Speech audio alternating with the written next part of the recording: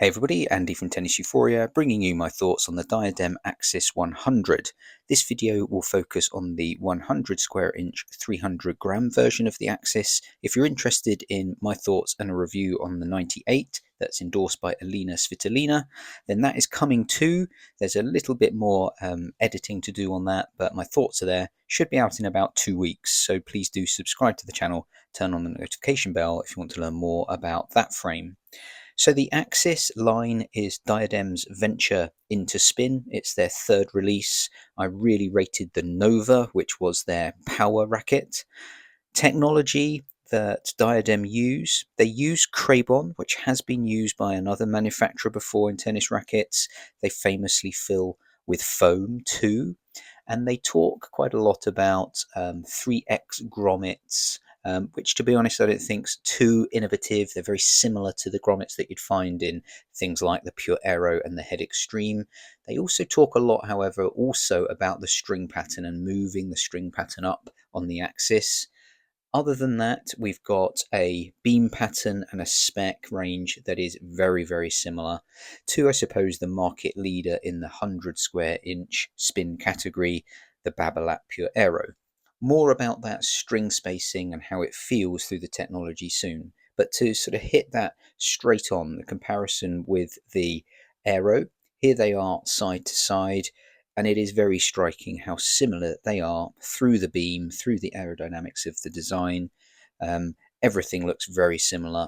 String spacing is quite different, and there is a difference in how the grommets are sort of sinking into the frame in the Aero, but you have to say that they are very closely matched in a lot of ways. Now, I don't think that is totally ridiculous, shocking, or surprising. There are other rackets out there that have a similar design to the Aero. I'm thinking of Pacific Frames, for example. I'll do a review on one of those soon, but they have an excellent 98 that is actually, I think, a early version of the current Aero 98.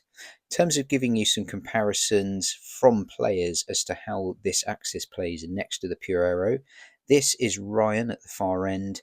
He's a hitting partner of mine. He uses the current Aero 300 100 grams, and he had a session where he used the Axis.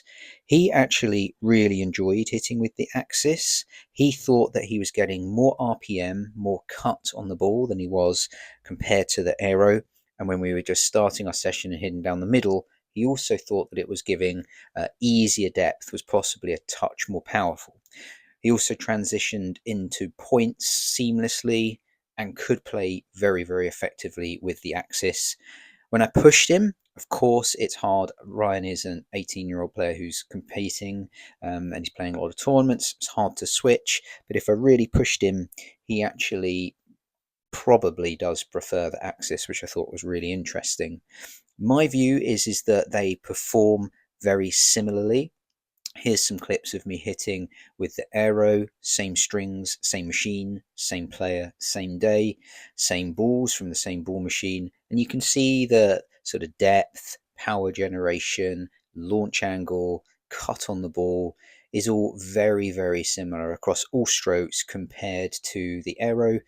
I think it's really interesting to keep an eye on that line of the hedgerow and just look when I switch to the Axis. As I say, same conditions, same player, same strings, same machine. And generally speaking, the strokes are very, very similar, very, very similar launch angle. The other bit of feedback I can give you is that one of my other hitting partners has a different playing profile. Jamie, he haven't got videos of this for you, but he used the Axis for a session and he uses also the Pure Aero. He didn't get on with the Axis quite as well, and for quite a telling reason. Now, Jamie is much older than Ryan. He was an exceptional junior, still plays to a high level. He's in his late 40s now, plays a lot of club stuff, doesn't sort of compete in wider tournaments, but it still plays to a high standard. He actually plays with quite a lot of touch and feel and has strokes that are efficient, isn't the biggest spin producer, so one could argue that he could be suited to other frames altogether, but he actually found the Axis hard to feel and hard to control compared to the regular Aero. And I think that in those messages from Ryan and Jamie, that's where you can see some differences, and that's what I'll talk about to try and fill you in on that now. So the Axis does feel very different to the Aero. It is quite muted. I think the combination of the Craybon and the foam actually works really well from a comfort point of view, but you do get a much more muted and dampened sensation. I actually personally prefer that.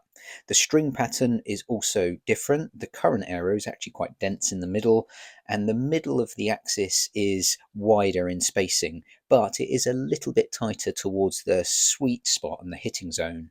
Now, that of course explains why Ryan was hitting the ball very effectively right on the sweet spot. Jamie, who's a little bit more traditional in his strokes, wasn't brushing up as much at the top of the frame. He connects more in the center, hence, he was finding it a bit more launchy and a bit harder to control than the Aero.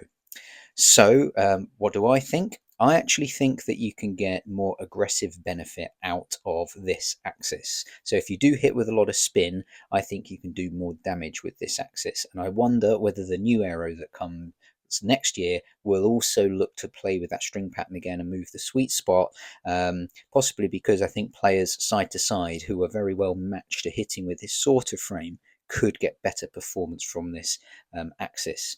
Ultimately, two fantastic frames in the Aero and the Axis, and I think a lot of which, in terms of personal choice, will come down to feel, because in a lot of performance, launch angle, spin, power generation, they're very similar. And you could argue that, they probably are the market leaders, with the Extreme MP coming close, but being quite different in some ways.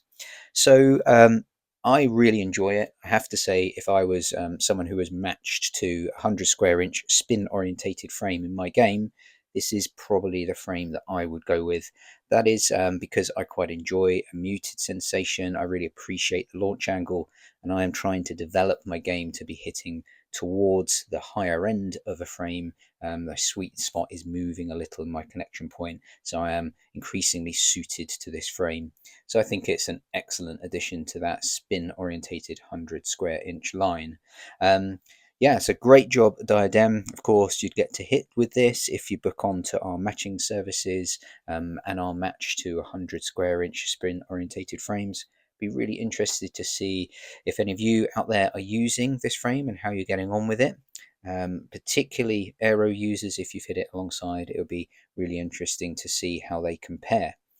Exciting Ultra Pro 99 V5 review just completed too. I've got to edit that. I've got a few days on holiday, so it won't get edited for a while. If I can do it on holiday, I will. That's going to be a really interesting review. Lots to say about that frame. So subscribe to the channel and hope that this was helpful, and see you in the next one.